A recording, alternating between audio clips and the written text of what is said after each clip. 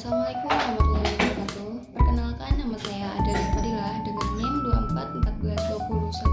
2414201226 dari mata kuliah Hukum Bisnis. Pada kesempatan ini saya akan menjelaskan mengenai yang merupakan dua konsep penting dalam dunia bisnis dan hukum bisnis. Yang pertama, saya akan membahas tentang kontrak bisnis adalah suatu perjanjian yang dibuat oleh dua pihak atau lebih dalam kegiatan usaha, baik secara tertulis maupun lisan, yang menimbulkan hak dan kewajiban serta mengikat secara hukum bagi para pihak yang membuatnya. Kontrak bisnis juga dibuat sebagai dasar kerja sama agar setiap pihak memahami tanggung jawab dan haknya masing-masing. Di Indonesia, kontrak atau perjanjian diatur dalam Kitab Undang-Undang Hukum Perdata. Agar kontrak bisnis dinyatakan sah secara hukum, terdapat 4 syarat utama yang dipenuhi.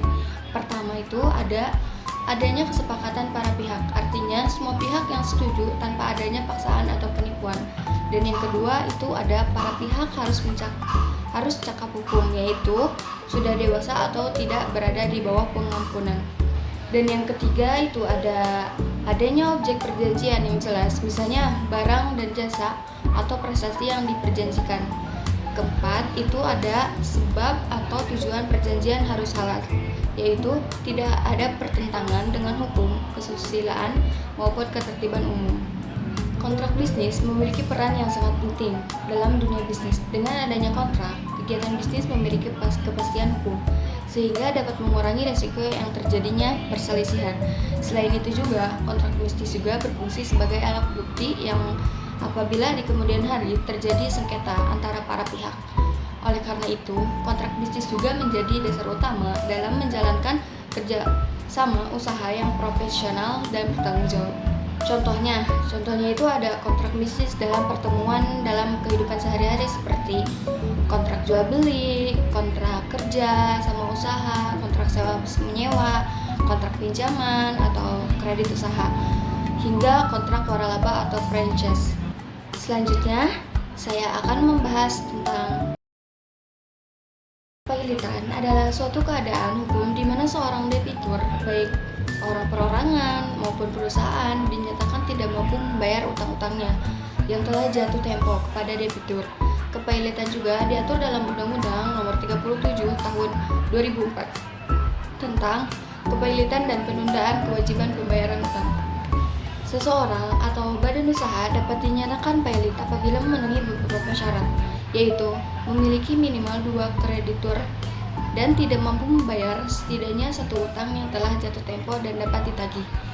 Penetapan pahit dilakukan oleh pengadilan niaga melalui putusan pengadilan. Akibat hukum dari kepahilitan cukup besar bagi debitur. Debitur akan kehilangan hak untuk menguasai dan mengelola harta kekayaannya, karena harta tersebut akan dikelola oleh koruptor di bawah penguasaan hakim. Harta debitur juga kemudian digunakan untuk membayar utang kepada kreditur secara adil dan profesional sesuai ketentuan hukum.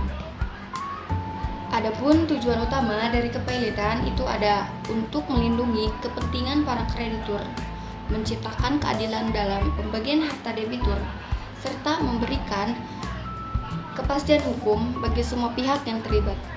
Selain itu juga, kepahilitan juga bertujuan untuk mencegah debitur melakukan tindakan orang yang dapat merugikan kreditur.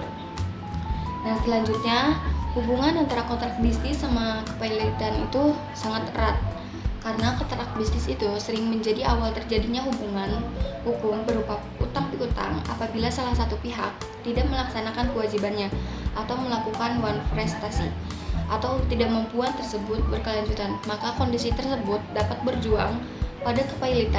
Mungkin itu menurut saya tentang kontrak bisnis dan kepahilitan. Kurang lebihnya mohon maaf.